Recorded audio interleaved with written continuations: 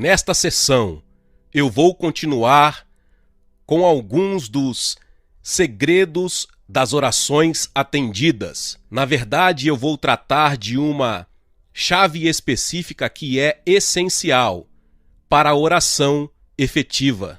E embora esta chave seja claramente apresentada por toda a Bíblia, desde o Antigo Testamento até o Novo Testamento, eu penso que a maioria dos cristãos não atentam para a sua existência, e eu creio que há falha em usar esta chave sobre a qual eu vou falar. É uma das causas principais da ineficácia no corpo de Cristo.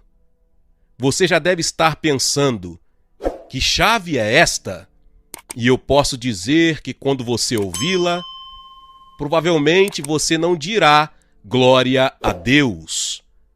Eu quero voltar mais uma vez ao Sermão da Montanha, onde Jesus está dando instruções sobre como orar, e eu quero pegar duas passagens paralelas. A primeira está em Mateus capítulo 6, versos 5 e 6, e onde Jesus diz: "E quando orarem, não sejam como os hipócritas", e aí ele descreve como os hipócritas agem. E aí ele diz no versículo 6, "Mas quando orarem", e aí ele diz o que fazer. Então ele usa a frase "quando orarem" duas vezes. Da primeira vez, ele começa com uma negativa, "não orem como os hipócritas", mas ele não termina aí, ele conclui e com uma positiva, "é assim que vocês devem orar", e na verdade nós dedicamos a nossa última sessão a analisar o padrão que ele nos deu. Mas agora eu quero avançar no mesmo capítulo 6 para os versículos 16 e 17. E aqui ele apresenta outra dimensão da oração.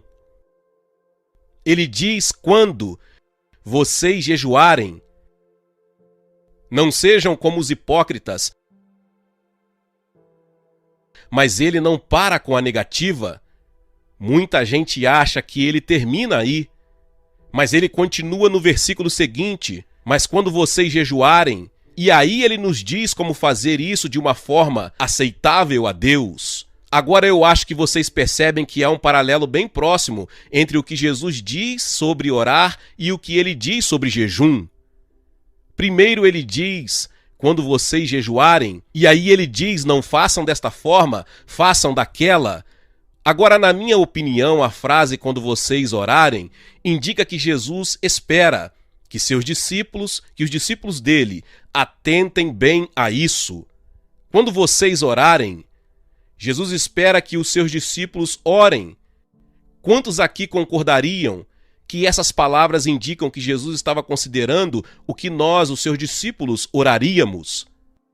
Ele não diz "se vocês orarem", ele diz "quando vocês orarem". E eu imagino que a maioria de nós aqui concorda que o Senhor espera de nós, como cristãos, oremos regularmente. Não está certo? Ok. Agora, nós passamos para o próximo estágio. E ele não diz "se vocês jejuarem", ele diz "quando vocês jejuarem". O que é que isso indica? Isto indica que ele espera que jejuemos da mesma maneira que ele espera que oremos. Não parece lógico? Você está aqui comigo? Ainda que talvez relutantemente, mas ainda está aqui comigo? Bem, não fique relutante. Eu concordo que esse assunto do jejum não é um daqueles para os quais dizemos facilmente glória a Deus, mas eu garanto a vocês que quando aprenderem sobre ele, vocês dirão glória a Deus. Vocês dirão obrigado, Deus, por nos dar esta chave. Veja que as palavras de Jesus sobre oração e jejum são absolutamente, exatamente paralelas. Quando vocês orarem, não orem desta forma, mas orem desta. Quando vocês jejuarem, não jejuem desta forma, mas jejuem desta outra. Então Jesus põe a oração e o jejum exatamente no mesmo nível. Minha conclusão é que se ele tem expectativa aqui que oremos, ele também espera que jejuemos. E eu me alegro muito porque eu tenho um grande predecessor no ministério que chegou à mesma conclusão. Na verdade, a muitos deles, Lutero chegou à mesma conclusão, mas aquele sobre o qual estou falando é John Wesley. E eu li o diário de John Wesley há alguns anos e ele mexeu comigo e me estimulou. E ele disse algo parecido com isto: eu estou convencido que se um cristão entendeu a necessidade de jejuar e não pratica o jejum, ele vai se desviar com a mesma probabilidade de um cristão que entendeu a necessidade de orar e não ora. E John Wesley não ordenava para o ministério metodista nenhum homem que não se comprometesse a jejuar todas as quartas e sextas até as 4 horas da tarde. Era um requisito básico para ser ordenado no ministério metodista.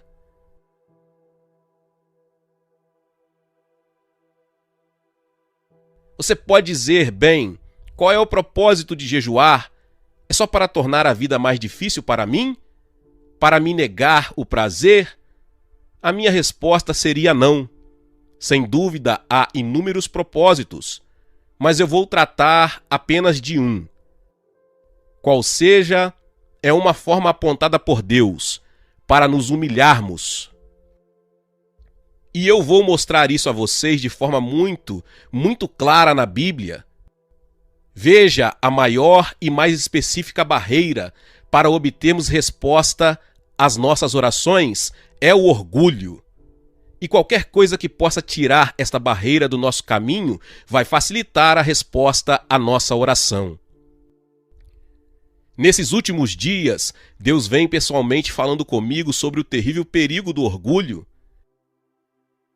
E Ruth, a minha esposa, pegou um livrinho que ela tem, mas que, na verdade, não prestávamos muita atenção, de Andrew Murray, que é um dos pregadores da geração passada, que continua alimentando o povo de Deus hoje. Quantos aqui já leram algum livro de Andrew Murray? Bastante gente aqui, isso é muito bom. Eu não sei quem conhece o livro. No original, o título é A Humildade do Nosso Senhor.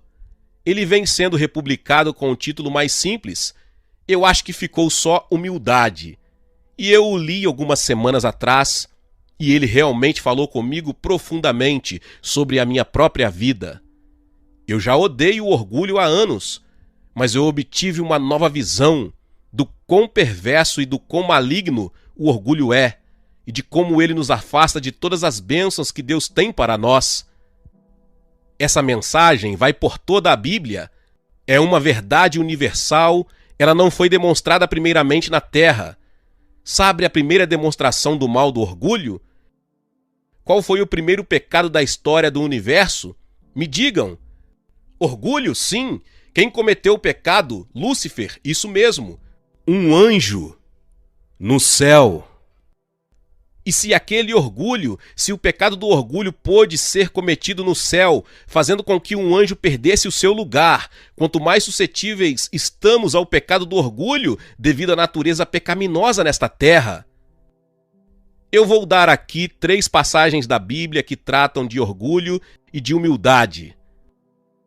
A primeira fica em Lucas 14, versículo 11. E é o final de uma parábola onde Jesus explica como agir quando se é convidado a um banquete, em Lucas 14.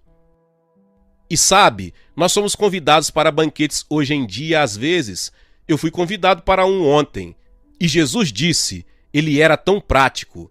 Ele sempre dava instruções muito simples. Primeiro, eu quero dizer que Deus nunca disse que ele vai nos humilhar. Ele sempre nos diz para nos humilharmos.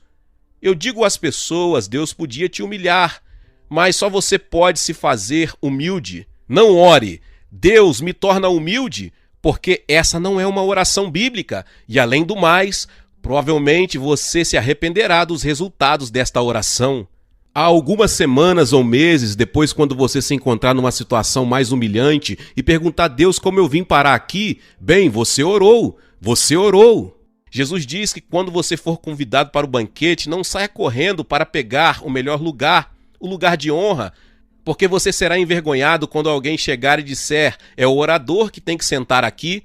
Você arranja o lugar naquele canto ali. Jesus disse: quando chegarem, peguem o lugar mais inferior. Muito sábio. Quando você está no fundo, não tem mais nenhum lugar para ir, a não ser para cima. Não sei se vocês conhecem uma oração de um homem chamado John Bunyan.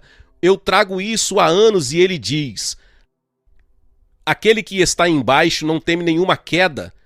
O que se humilha não teme nenhum orgulho.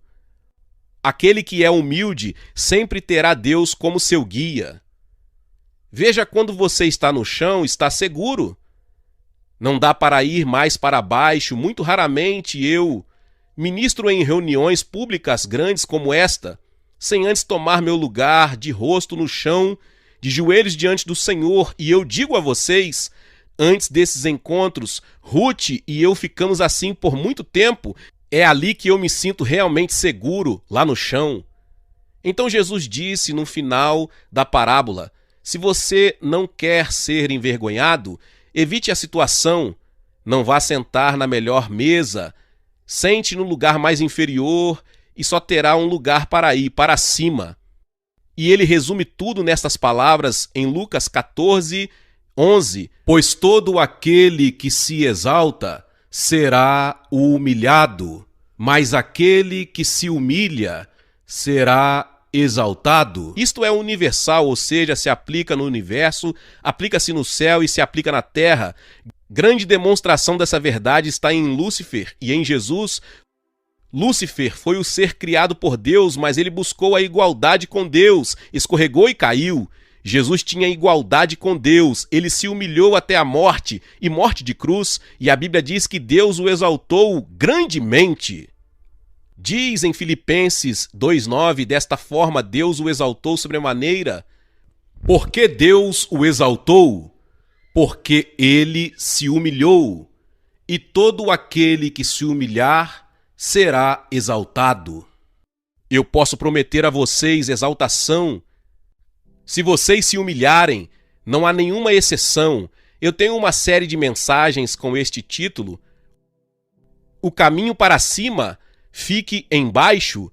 Quanto mais para baixo você vai, mais você acaba em cima. Não há nenhuma exceção para isso, mas eu quero falar sobre a humildade como uma condição essencial para uma oração eficaz. E eu quero pegar algumas declarações para provar isto. Vamos começar com Tiago capítulo 4, versículo 10, e mais duas passagens que leremos. Tiago 4:10. Humilhem-se diante do Senhor, e ele os exaltará. Notem que ele diz humilhem-se. Não diz ao Senhor para fazê-lo. É você que faz. Deus é que exalta se você se humilha. E uma passagem muito semelhante em 1 Pedro 5, e eu e Ruth proclamamos esta, antes da mensagem passada. Versículo 6, portanto, humilhem-se debaixo da poderosa mão de Deus, para que ele, em tempo oportuno, os exalte. O verso anterior diz: Deus resiste aos soberbos, mas dá graça aos humildes. Então, se você vai até Deus em oração com o seu orgulho, Deus estará te resistindo. E adivinha quem empurra com mais força? Você não pode se aproximar de Deus em orgulho. Lá em Salmos, diz que o Senhor conhece os orgulhosos de longe, e os mantém longe. Não há acesso a Deus com orgulho. Então, qualquer coisa que nos permite nos humilharmos é uma bênção que não tem preço, mesmo que não seja muito agradável na hora. E uma das formas bíblicas apontadas para humilharmos é jejuando. E eu vou mostrar isso direto da Bíblia. Eu quero começar com uma declaração de Davi. Uma declaração muito simples. Em Salmo 35, versículo 13, onde ele diz: eu humilhava minha alma com jejum. Algumas traduções dizem eu afligia minha alma, mas no original em hebraico é eu humilhava minha alma. Por que você precisa humilhar a sua alma? Bem, A sua alma é a parte arrogante em você, é a parte autocentrada, é a parte egoísta. Sua alma tem 3 funções principais: a vontade, o intelecto e as emoções, e ela expressa isso nas seguintes frases: eu quero, eu acho, eu sinto. E Deus diz que o que você quer não é importante, o que você pensa não é importante, o que você sente não é importante, o que é importante é a minha vontade, e se você quer se alinhar à minha vontade, você tem que tratar a sua alma. E uma forma de tratar a sua alma é humilhar a sua alma com jejum. Eu me lembro que há alguns anos eu preguei uma mensagem assim em Washington, D.C., e lá havia um advogado cristão. Ele entendeu a mensagem e disse: amanhã eu vou fazer isto, então amanhã eu vou jejuar. E ele fez, ele teve um dia miserável. Toda vez que ele passava por um restaurante, sentia o cheiro da comida. Quando passava por uma confeitaria, ele parava, olhava para a vitrine. Foi um dia miserável. Então, ao final do dia, ele deu uma lição ao seu estômago. Ele disse: ei, estômago, você me causou muitos problemas hoje. Você me trouxe vários desconfortos desnecessários. Então, por isso, vou te punir. Eu vou jejuar amanhã também. Veja, isso é humilhar a sua alma, é trazê-la à sujeição. Deixa eu dizer isso. O estômago é um maravilhoso servo, mas é um mestre terrível. Quem é o mestre da sua vida? Você ou seu estômago? Boa pergunta é uma pergunta que todos temos que fazer. Acredite, pessoas no ministério não estão isentas desta pergunta. Eu já lutei batalhas contra meu estômago várias vezes, mas quando obtive a vitória eu fui abençoado. Nem sempre imediatamente, nem sempre dramaticamente, mas de um jeito ou de outro eu recebi a bênção de Deus. E aí, se eu me torno arrogante, a bênção de Deus se afasta e eu digo: Deus, o que acontece? E ele gentilmente indica de uma forma ou de outra. Você se tornou orgulhoso e autocentrado de novo. Quis do seu jeito. Você está deixando sua vontade e sua alma falarem. Ela tem que ser trazida à sujeição à minha vontade, à minha palavra e ao meu jeito. Então vamos ver alguns exemplos. Na verdade, apenas 2. Vamos ver o dia da expiação. Em Levítico capítulo 16, versos do 29 ao 31. Levítico capítulo 16, versículos de 29 ao 31. Veja, este é um capítulo bem longo, e são as ordenanças para o dia da expiação, que o povo judeu chama de Yom Kippur. E este é o dia mais sagrado do calendário judaico até hoje. E ele descreve a maneira como Deus ordena o sacrifício pelo perdão dos pecados de Israel. E tudo dependia daquele sacrifício. Todo o futuro e destino daquela nação dependia do sacrifício. Mas no meio da descrição do sacrifício, Deus também requer uma resposta do seu povo. E a resposta que ele requer é que eles afligiriam suas almas. Esta é a tradução comum. Mas a palavra traduzida como afligir é mais frequentemente encontrada como humilhar. Então Deus requer que o seu povo humilhe suas almas. E esta é uma verdade muito significante. O sacrifício era algo que eles não conseguiam organizar. Estava fora da capacidade deles de prover, vinha inteiramente da graça de Deus, mas eles não podiam se beneficiar do sacrifício a não ser que se atendessem às condições de Deus e humilhar-se em suas almas. E também serve para nós cristãos. O sacrifício de Jesus na cruz é completo, perfeito. Não podemos adicionar nada a ele, não podemos tirar nada dele. Mas se queremos nos beneficiar-nos dele, temos que atender às condições de Deus, assim como foi com Israel. E esta foi a condição que Deus determinou. Versos 29 em diante de Levítico 16. Isso vos será por estatuto perpétuo. No 7º mês Aos 10 dias do mês afligireis a vossa alma, e nenhuma obra fareis, nem o natural, nem o estrangeiro que peregrina entre vós. Porque naquele dia o sacerdote fará expiação por vós, para purificar-vos, e sereis purificados de todos os vossos pecados perante o Senhor. É sábado de descanso solene para vós outros, e afligireis a vossa alma. É estatuto perpétuo. Agora, o povo judeu sempre entendeu isso muito bem e com bastante precisão, que a frase afligireis a vossa alma significa jejuar, ficar sem comida de fato e de verdade. Naquele dia normalmente ficavam sem comida nem bebida. A propósito, deixa eu definir jejum para que possamos avançar. Minha definição de jejum é se abster de comida para propósitos espirituais, frequentemente também de bebidas, mas, falando de forma geral, não é. E se você se abstém de líquido, cabe a você decidir. Mas o que eu quero apontar aqui era requisito a Israel humilhar a sua alma para receber o benefício do sacrifício feito em seu favor. E o povo judeu, por cerca de 3.400 anos, sempre soube que humilhar sua alma significava jejuar. Na verdade, esta é uma prática que não foi quebrada na história desde os tempos de Moisés até hoje. No dia da expiação, eles afligem suas almas, jejuando. E no Novo Testamento, em Atos capítulo 27, versículo 9, este dia é chamado de dia do jejum, que é a confirmação no Novo Testamento do entendimento de que afligir nossas almas é jejuar. É trazer nossas almas à sujeição. É não permitir que nossa alma dite algo para nós e para Deus. É nos submetermos a Deus. E eu reforço meu ponto com uma conversa que Deus teve com a terra, quando Ele nos comunica que a resposta que Ele quer de nós da mensagem da graça é apresentarmos o nosso corpo. Não é algo lá em cima voando no etéreo, é algo bem aqui embaixo na terra, prático.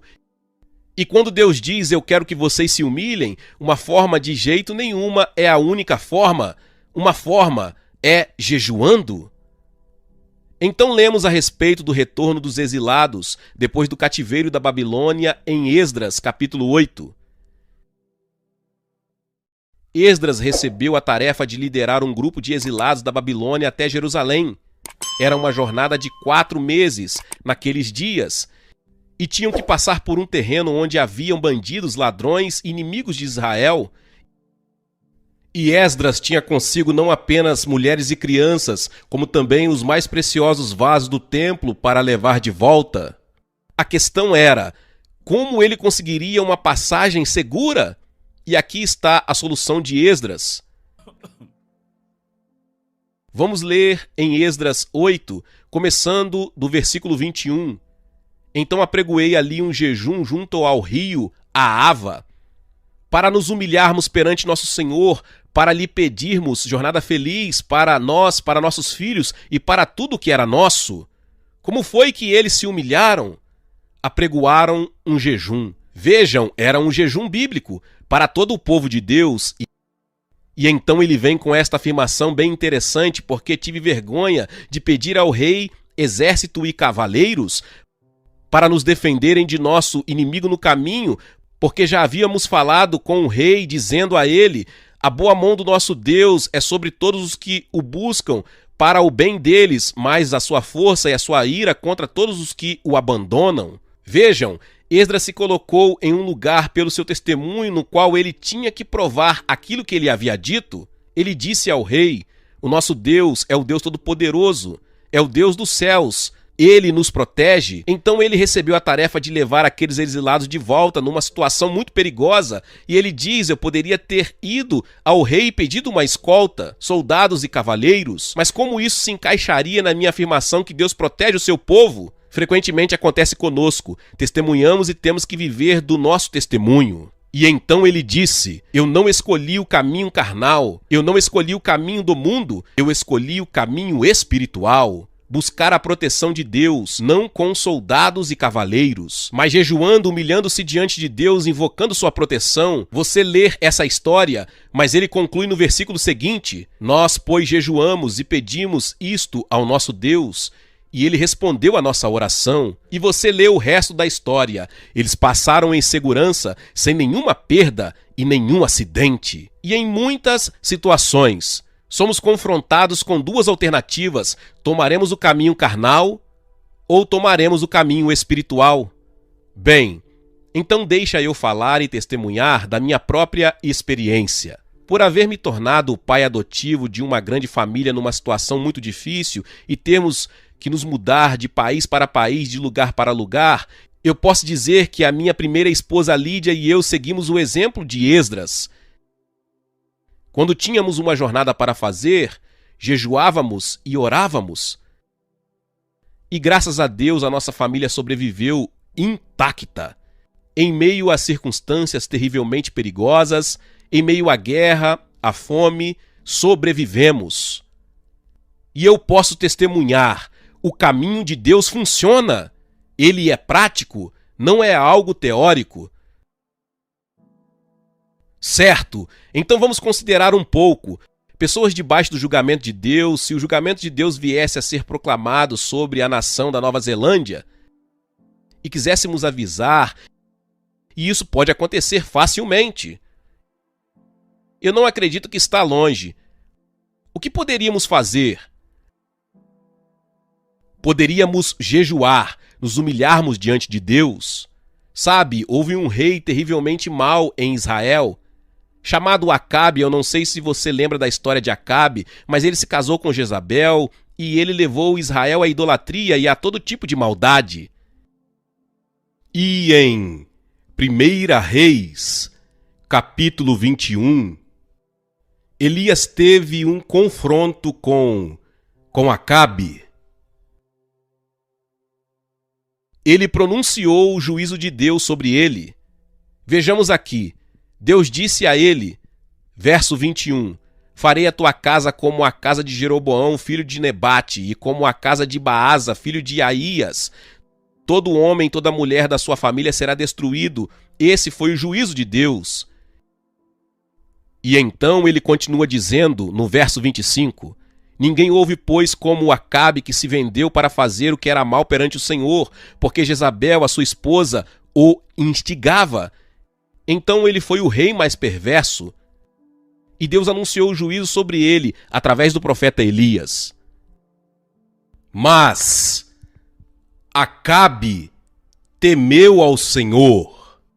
Versículo 27. Tendo Acabe ouvido essas palavras, rasgou as suas vestes, cobriu-se de pano de saco, seu corpo jejuou, dormia em panos de saco e andava cabisbaixo. E veio a palavra do Senhor a Elias, dizendo: não viste que Acabe se humilha perante mim?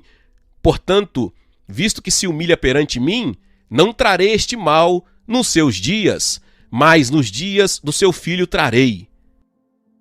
Então temos aqui este homem apontado como um rei mais perverso de Israel até aquela época. O juízo de Deus foi pronunciado contra ele e sua família, mas quando ele se humilhou com o jejum, Deus disse: não trarei o juízo nos seus dias. Ora, se o jejum pôde fazer isto com Acabe, o que poderá fazer a mim e a você como filhos de Deus? Você vê o potencial? E então na história de Jonas, na sua mensagem para Nínive,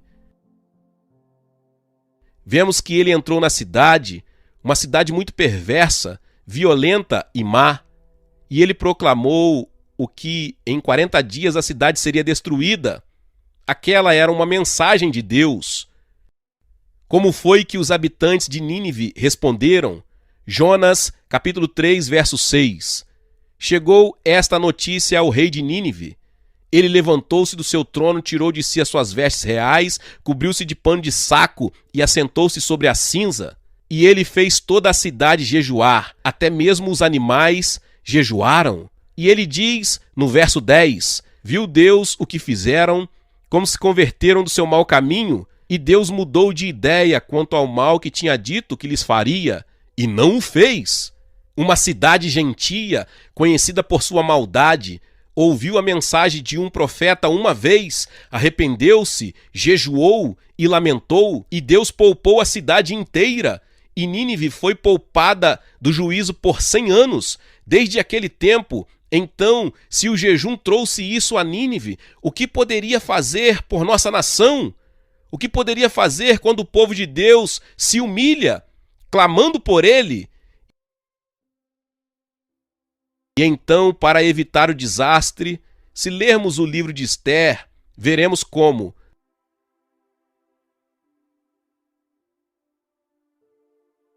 um homem chamado Amã conseguiu elaborar o seu plano.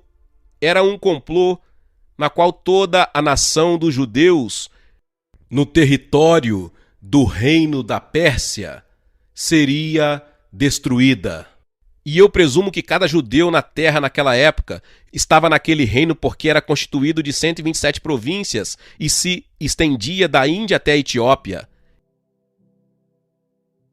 E o decreto saiu, mas havia no palácio real uma judia, cuja nacionalidade não era conhecida, Esther, e o seu primo Mordecai mandou uma mensagem para ela e disse: não pense que você escapará, diferentemente de cada judeu neste palácio.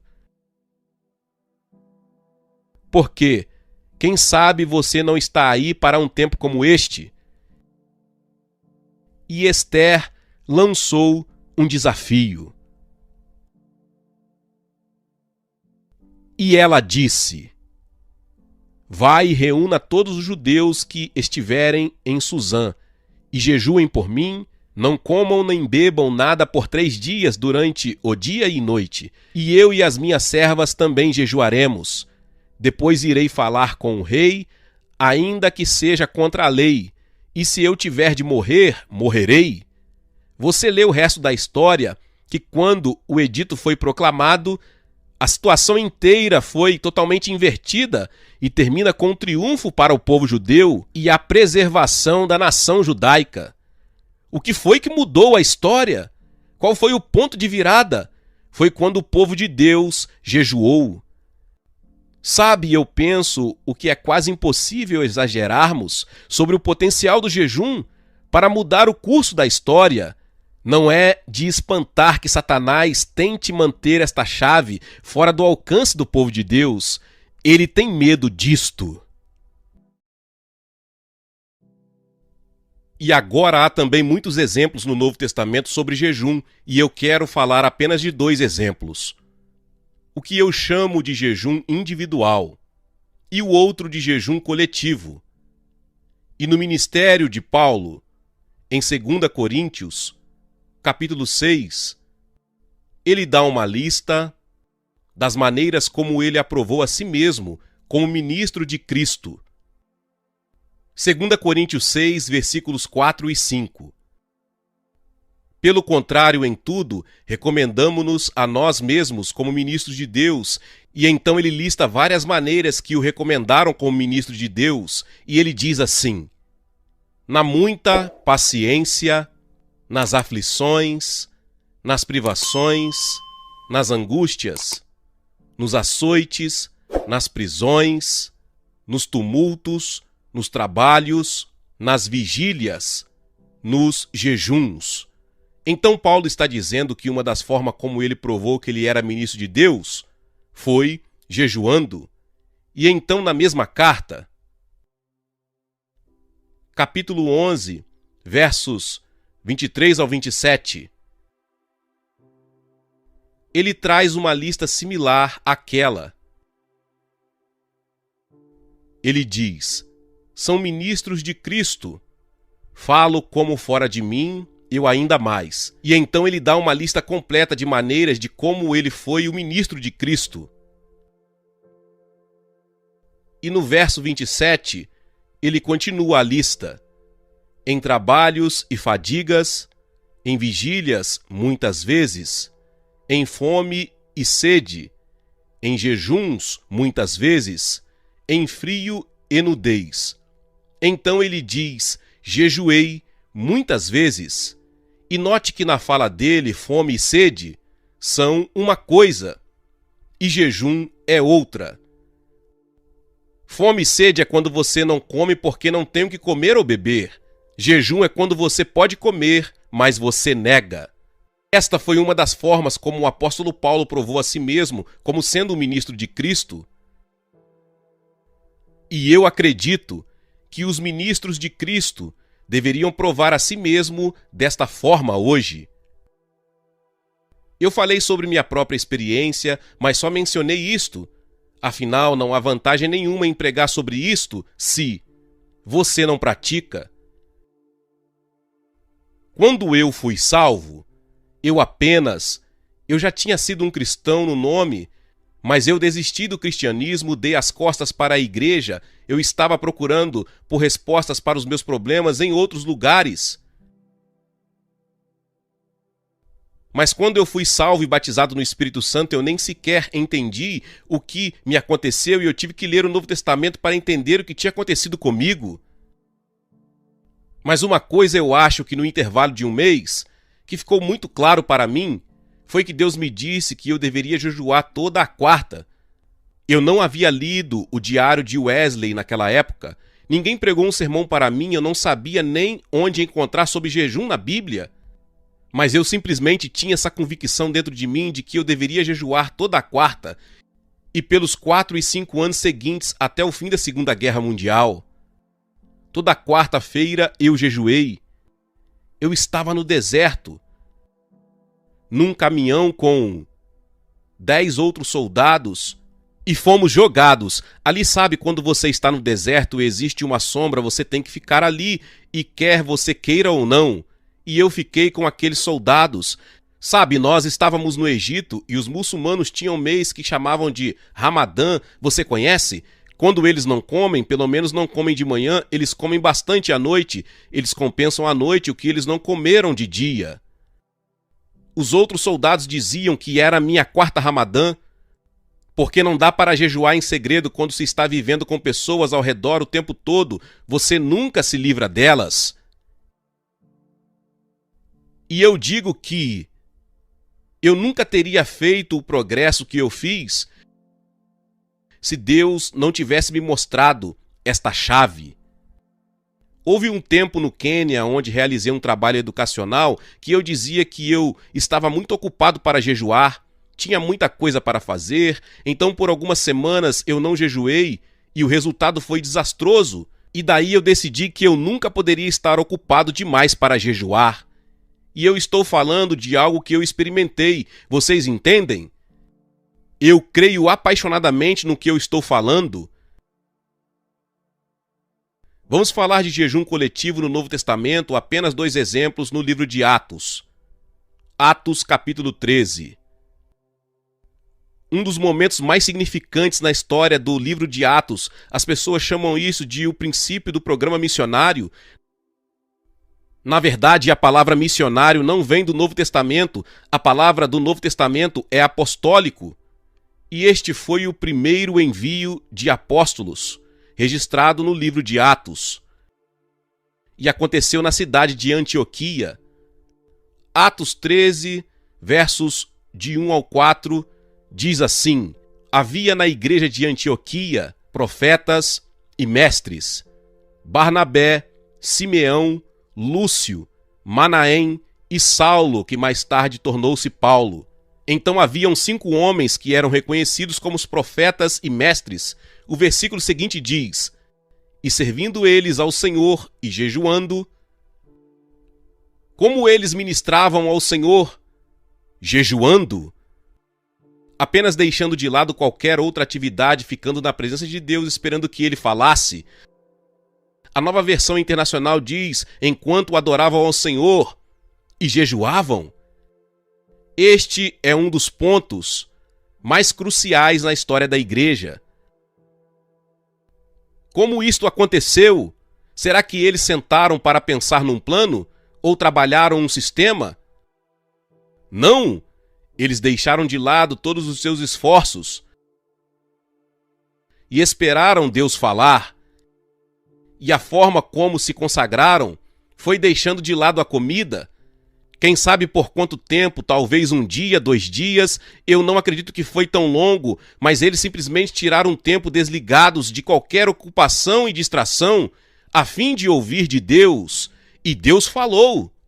Diz, e servindo eles ao Senhor e jejuando, disse o Espírito Santo, separai-me agora Barnabé e Saulo para a obra que os tenho chamado. Então ouviram de Deus a estratégia dele. Sabe qual é o problema da igreja de hoje? É que raramente a igreja segue a estratégia de Deus. Raramente. Temos nossos próprios planos, nossos programas, nossos sistemas, e a maioria deles não foi Deus quem iniciou. E Deus só se compromete a concluir aquilo que ele iniciou. Paulo diz em Filipenses 1,6, estou completamente certo de que aquele que começou a boa obra em vós há de completá-la. Jesus diz, eu sou o Alfa e o Ômega, o princípio e o fim. O que ele começa, ele vai concluir, mas o que ele não começa, não tem compromisso de concluir. O que é importante é descobrir o que Deus está começando, qual é o plano de Deus, como podemos ouvir de Deus. E a igreja antiga estabeleceu o padrão, eles tiraram tempo de tudo, incluindo de comer, e disseram, temos que ouvir de Deus, e eles ouviram. Deus disse, bem, eu tenho um plano, eu quero que separem 2 homens, Barnabé e Saulo, e os envie. Não os enviaram imediatamente. Ouçam, diz então, jejuando e orando, e impondo sobre eles as mãos, os despediram. Então jejuaram de novo. Da primeira vez jejuaram para saber a vontade de Deus, da segunda vez jejuaram para comprometer aqueles homens a cumprir a vontade de Deus. E o versículo seguinte diz, enviados, pois, pelo Espírito Santo. E a palavra enviados aí vem de uma bela palavra grega que significa enviados e acompanhados. O Espírito Santo não disse apenas vão, disse vão e eu vou com vocês. E este foi o princípio do ministério apostólico. Naquela época foram chamados de profetas e mestres. Mas no capítulo seguinte de Atos, capítulo 14, verso 14, diz, quando os apóstolos, Barnabé e Paulo, quando eles se levantaram apóstolos, quando foram enviados pela igreja, veja, o apóstolo é aquele enviado. Isso é tremendamente importante porque isto indica uma forma bíblica de como podemos instituir o ministério apostólico. Quantos de nós acreditam em profetas e mestres? Você acredita que há profetas e mestres na igreja hoje? Eu certamente acredito que existem. Se profetas e mestres esperarem por Deus, jejuando e buscando, isto abre um padrão, uma forma bíblica de Deus enviar apóstolos. Quantos acreditam que pode haver apóstolos na igreja hoje? É uma boa coisa, porque são postos na igreja para aperfeiçoá-la. Se tivessem sido banidos, a igreja nunca estaria completa. Então, no momento mais decisivo daquele período, foi o envio daqueles apóstolos. No que isto resultou? Digam em uma palavra, não ouvi, na igreja. Agora eles ganharam muitas pessoas para o Senhor nas cidades que visitaram e então tiveram que estabelecer igrejas. Primeiramente tinham grupos de discípulos e depois tiveram que construir igrejas. Qual foi o ponto de transição de um grupo de discípulos para a igreja? Quais pessoas tiveram que ser levantadas? Me digam. Presbíteros, isso mesmo, foi aí que os discípulos se tornaram uma igreja. Quando surgiram os presbíteros para governar, então fizeram isso. Lemos em Atos 14, verso 21, e tendo anunciado o evangelho naquela cidade, feito muitos discípulos, voltaram para Listra, e Icônio e Antioquia, cidades onde já haviam pregado, fortalecendo a alma dos discípulos, exortando-os a permanecer firmes na fé e mostrando que através de muitas tribulações nos importa entrar no reino de Deus. Então, tendo levantado presbíteros em todas as igrejas e orado com jejum, os recomendaram ao Senhor. Como levantaram presbíteros? Como entraram na mente do Senhor para saber quem seriam? Tem versões que trazem a palavra eleição. Sim, mas foi uma eleição de Deus. Como entenderam a mente de Deus? Qual foi a chave? Não ouvi vocês. Jejum, obrigado. Vocês veem duas nomeações decisivas na obra da igreja, apóstolos e presbíteros. E na igreja antiga, ambas as nomeações foram alcançadas através da oração e do jejum. Por que esperaríamos fazer de alguma forma diferente em nossa época? Será que podemos melhorar este método? Deus nunca nos pediu para melhorar nada, apenas nos pediu para seguir. Entendem? Aqui está uma chave, e eu estou pondo ela em suas mãos. O que farão com ela? O que os cristãos desta nação vão fazer com esta chave? O que os cristãos da Austrália farão com esta chave? O que os cristãos da Inglaterra farão com esta chave, África do Sul e todas as outras nações onde esta mensagem chegar? Você acha que Deus mudou? Será que encontramos uma maneira melhor? Certo, então agora eu quero apontar duas conclusões. A primeira está na conhecida passagem em 2 Crônicas 7,14.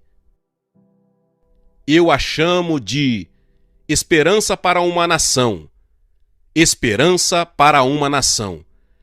Quantos sabem o que 2 Crônicas 7,14 diz? Muitos, graças a Deus.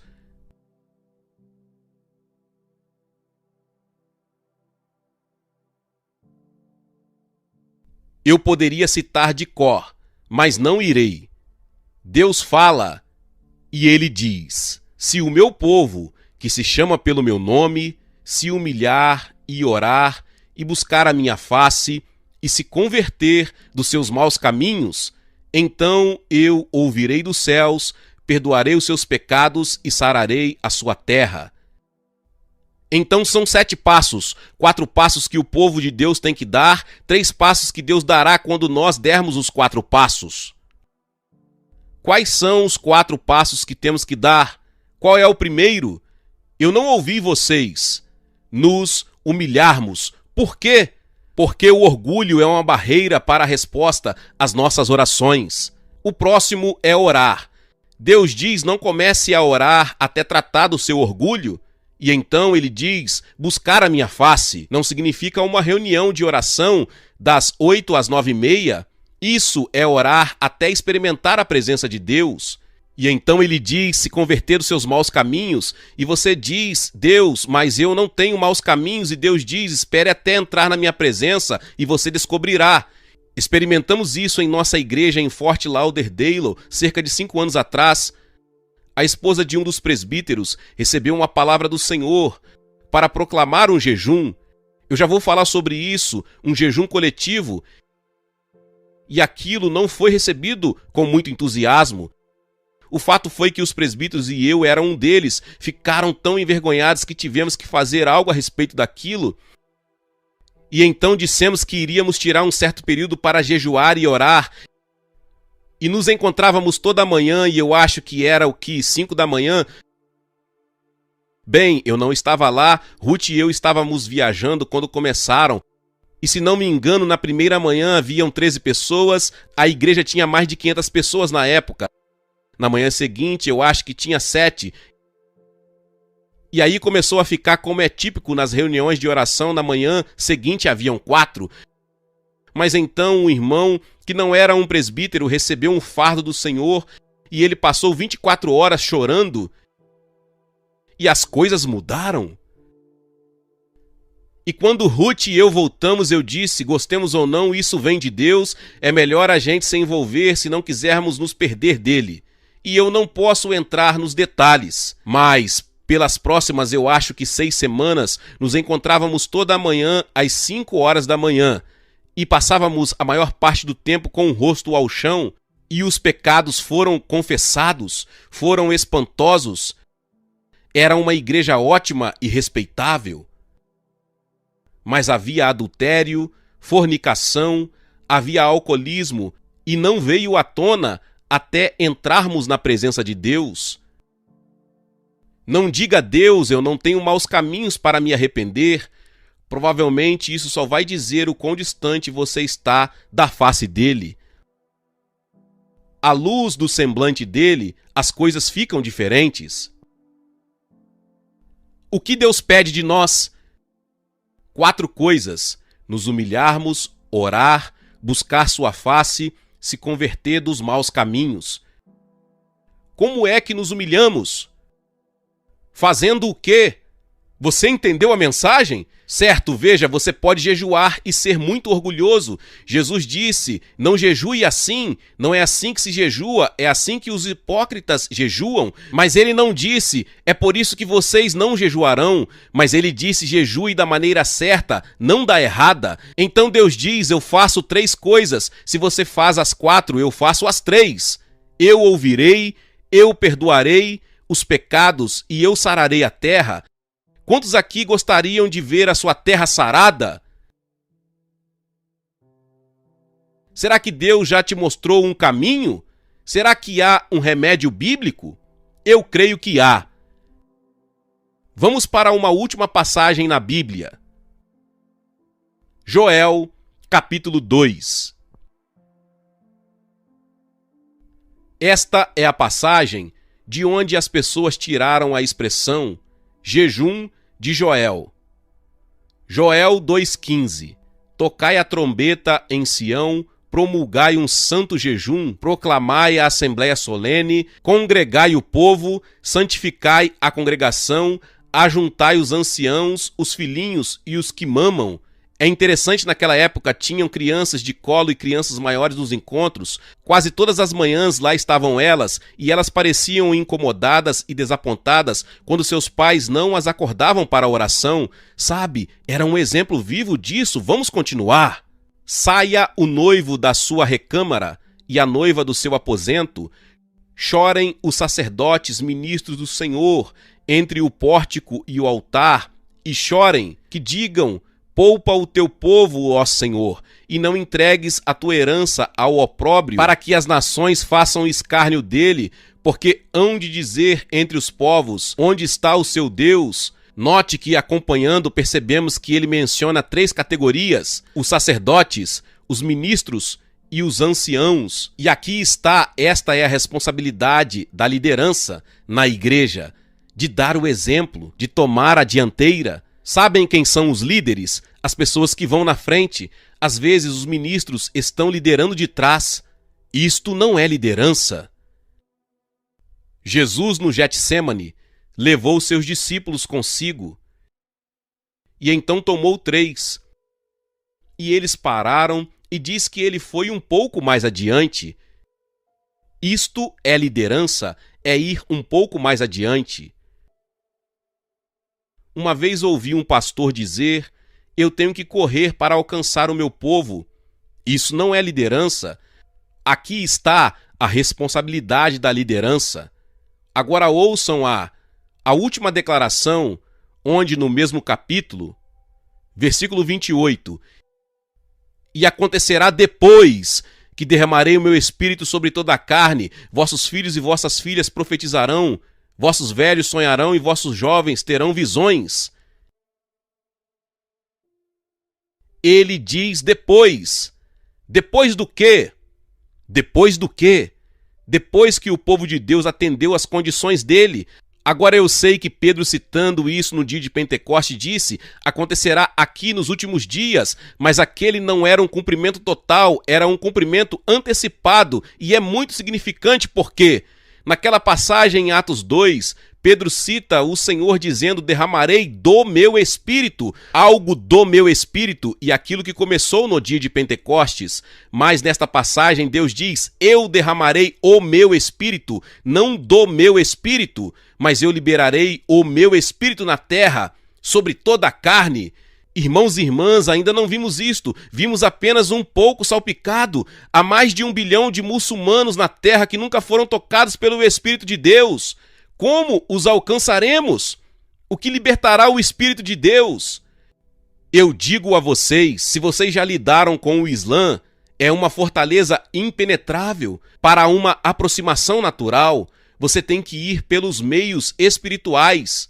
Qual é o programa de Deus? Convoquem um jejum, santifiquem a assembleia. Que os anciãos, os sacerdotes e os ministros mostrem o exemplo. E Deus diz: no meu tempo, quando atenderem minhas condições, eu vou derramar o meu espírito sobre toda a carne. E eu creio que esta é a solução, e eu não acredito que haja outra, e eu creio que Deus nos mostrou na Bíblia o caminho. Vamos curvar as nossas cabeças diante do Senhor. Peça a Deus. Eu quero que você pergunte a Deus. Eu quero que você pergunte a Deus se tudo isso que foi dito vem da parte dele. Ruth e eu estávamos recentemente com Dave, Del, Garrett, no Havaí, são amigos próximos nossos, e Dave graciosamente orou por estes encontros que estamos tendo aqui, e eles disseram que perceberam que Deus estava para falar alto na Nova Zelândia. Eu creio que esta é a mensagem de Deus para a Nova Zelândia e para o mundo. Vamos derramar os nossos corações por um momento diante do Senhor. Glória a Deus, louvado seja o nome do Senhor. Que palavra poderosa. Talvez você chegou até aqui e ouviu esta palavra e ainda não é inscrito aqui no canal. Se inscreva aqui no canal e ative o sininho das notificações. Todos os dias são postados vídeos abençoados aqui no canal para te abençoar. Deixe também o seu like e não se esqueça de compartilhar esta palavra com mais pessoas.